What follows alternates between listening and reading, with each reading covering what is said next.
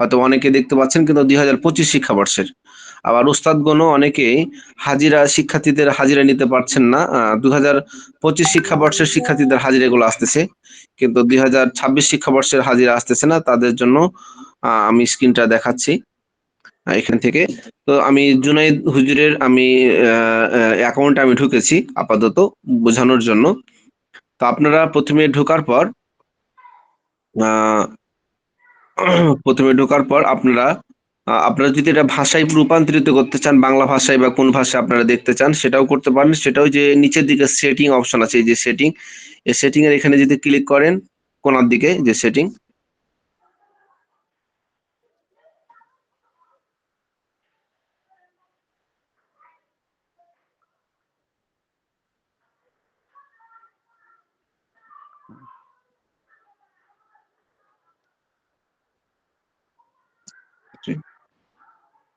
তো এখানে উপরের দিকে দেখেন, উপরের দিকে আপনাদের একটা ৩টা ডট আছে, এই যে ৩ দাগ আছে দেখতে পাচ্ছেন?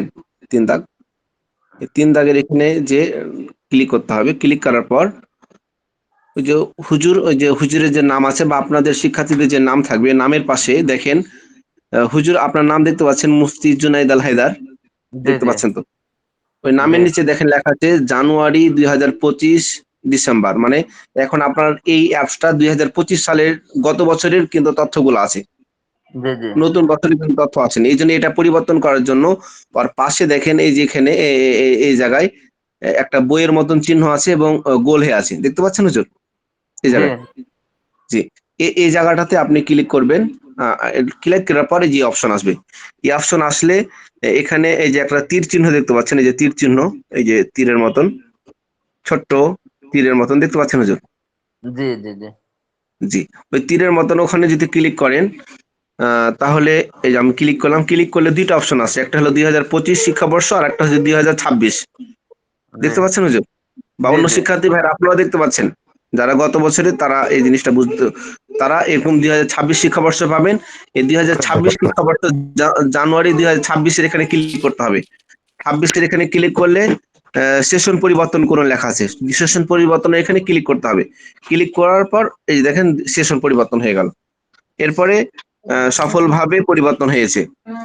এখন আপনারা যেমন এখন জুনাইদ হুজুরের কিন্তু হুজুর আপনি আপনার অ্যাপসে ঢুকে সেশন পরিবর্তন করার পর আপনি হাজিরা দিতে পারবেন। এই যেখানে লেখা আছে লাল কালারের শিক্ষার্থীর হাজিরা, জি হ্যাঁ, শিক্ষার্থীর হাজিরা জায়গাতে ক্লিক করবেন।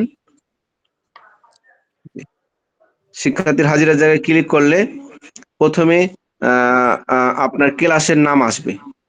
হ্যাঁ, এখানে ক্লাসের নামে এখানে যদি ক্লিক করেন, যেমন এই যে এই জায়গায় ক্লাস লেখা আছে এই জায়গায়, ঠিক আছে স্যার? এখানে জি জি ক্লিক করলে প্রথম বর্ষে হাজিরা নিবেন নাকি দ্বিতীয় বর্ষের নাকি তৃতীয় বর্ষের, ৩টা চলে আসে। আপনার যেহেতু এটা প্রথম বর্ষের, অতএব প্রথম বর্ষের নামের উপর ক্লিক করবেন, বুঝতেছেন হুজুর? জি জি জি জি, চলে আসলে এরপরে নিচের দিকে দেখেন, এই যে নিচের দিকে লেখা আছে উপস্থিতি নিন, নিচের দিকে জি জি এই উপস্থিতি নিন এখানে ক্লিক করবেন। ক্লিক করলে যে শিক্ষার্থীদের নামগুলো চলে আসলো, জি অর্থাৎ এই ব্যাচে যে শিক্ষার্থীরা আছে সব শিক্ষার্থীদের এখানে নামগুলা চলে আসছেন, যারা এখানে ভর্তি হয়েছেন সকল। অন্য শিক্ষার্থী বাইরেও দেখতে পাচ্ছেন কি আপনাদের নাম? সব শিক্ষার্থী যারা যারা যারা ভর্তি হয়েছে তাদের নাম আছে। এখন জি হাজিরা জি নেওয়াটা আগেকার চাইতে এখন একটু সহজ কেন?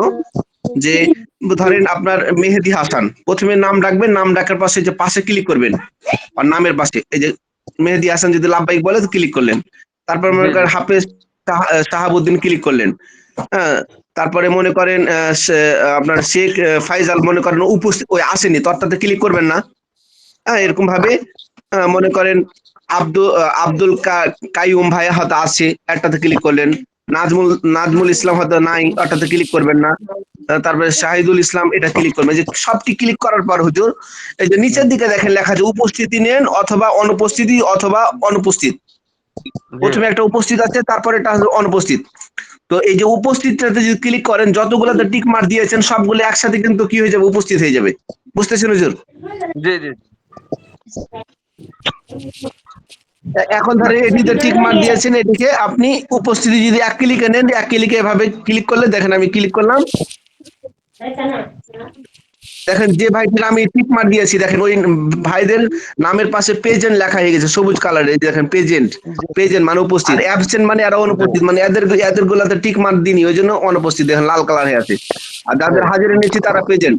এবং এই যে হাজিরা নিলেন ওই শিক্ষার্থী ভাই, কথার কথা সাদিয়া বাড়ি যিনি আছেন, উনার এখানে হাজিরা নেওয়ার কারণে উনার অ্যাপসে উনার যেই লগইন পাসওয়ার্ড অ্যাপসটা আছে তিনি কিন্তু অটোমেটিক নোটিফিকেশন পেয়ে যাবে, বা উনি দেখতে পারবে যে উনার উপস্থিতিটা নেওয়া হয়েছে।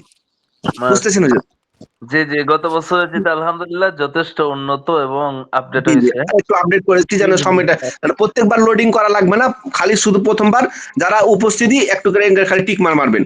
টিক মার মেরে দিলেন, টিক মার মারলেন, এভাবে টিক মার দিয়ে দিলেন, যে অনুপস্থিত টিক মার মারবেন না, এভাবে মেরে উপস্থিতি অপশনটাতে যে খালি একবারে ক্লিক করবেন, জি জি জি একবারে ক্লিক করলেই অটোমেটিক যেটি টিক মার দিয়েছেন সবটি হাজির হয়ে গেল একবারে, এক ক্লিকে। জি জি এভাবে। তবে শিক্ষার্থী ভাইরাও আপনারাও, আপনাদের যদি অনেক শিক্ষার্থী ভাই প্রশ্ন করেছেন যে গত বছরের তথ্যগুলো আমরা এই বছরও দেখতে পাচ্ছি, ওই ভাইরা আপনারা প্রথমে যাবেন, আপনাদের এই যে থ্রি ডটের এখানে যাবেন, উপরের দিকে তিনটা ডট পাবেন, এখানে যাওয়ার পর আপনাদের নাম পাবেন, নামের নিচে সেশন পরিবর্তনের এই জায়গাটাতে সেশন পরিবর্তন করুন, এখানে গিয়ে আপনারা যে সেশনটা পরিবর্তন করে 2026 সাল দিয়ে সেশন পরিবর্তনে ক্লিক করে আপনারা আপনাদের সেশনটা পরিবর্তন করবেন। ঠিক আছে হুজুর, আসসালামু আলাইকুম রহমতুল্লাহ বারাকাতুহু। ওয়ালাইকুম